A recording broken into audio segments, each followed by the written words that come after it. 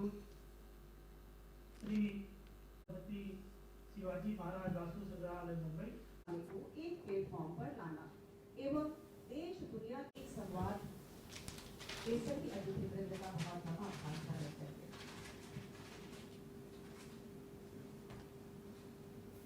हैं कि आज बिहार म्यूजियम बिनाले 2021 के कार्यक्रम की शुरुआत की गई है और आज बिहार दिवस है। बिहार दिवस के अवसर पर यह कार्यक्रम, और जैसा कि अंजनी बाबू ने बताया कि पिछले वर्ष ही इस कार्यक्रम को करने का उद्देश्य था, इसके लिए पूरी तैयारी की गई थी, लेकिन जो कोरोना फैलने लगा था उसके चलते कार्यक्रम स्थगित किया गया। और इस बार हुआ कि कम से कम बिहार म्यूजियम बिनाले का काम भले ही वीडियो कॉन्फ्रेंसिंग के जरिए हो, हम जरूर करेंगे और इस कार्यक्रम की शुरुआत यहाँ से की गई है।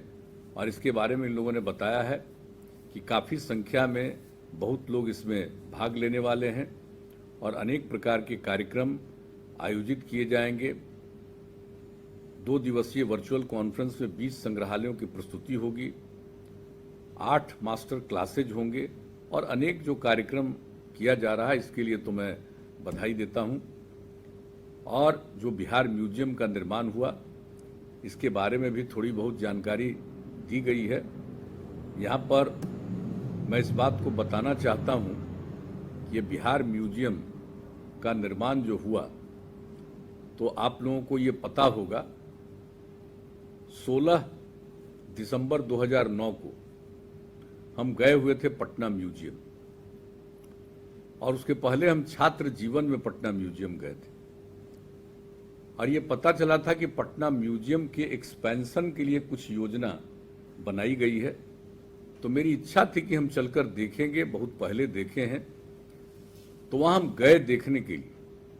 और जो भी स्थिति थी, ऐसी स्थिति थी, इतना सब कुछ जो वहां पर सारा सब कुछ था, जो भी अमूल्य धरोहर वो है, और उसके लिए बहुत ही नजदीक रखा हुआ है यूं ही।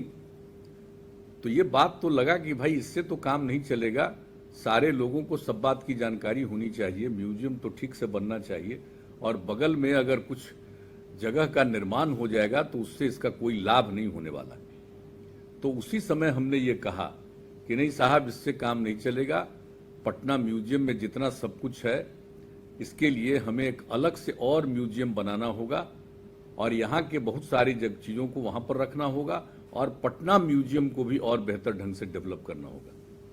और उस दिन जब हम देखने गए थे म्यूजियम, तो उस दिन हमने उसी समय लिख दिया था हाथ से ही, पटना म्यूजियम बिहार ही नहीं पूरे भारत के लिए गौरव है, इसके प्रदर्श अमूल्य धरोहर है।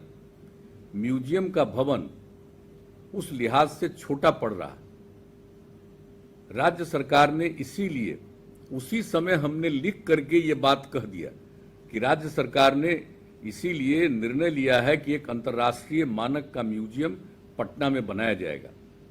नए भवन में बहुत सारे प्रदर्शनों को रखा जाएगा। पटना म्यूजियम का यह भवन भी काफी सुंदर है, इसे भी ठीक ढंग से विकसित किया जाएगा। तो ये बात हमने लिखी थी और बातें भी लिखी थी। ये उसी समय हमने तय कर दिया था कि एक अलग बनाएंगे म्यूजियम, और उसके बाद जो हम लोगों ने अलग म्यूजियम बनाने के लिए जगह देखा, नेहरू पथ पर जो जगह चुना 5 बिल्डिंग, और हमने कहा कि यही सबसे अच्छा जगह है, इस 5 बिल्डिंग को हटा करके यहीं पर हमको एक अंतर्राष्ट्रीय स्तर का म्यूजियम बनाना है और उसका नामकरण भी दिया गया बिहार म्यूजियम।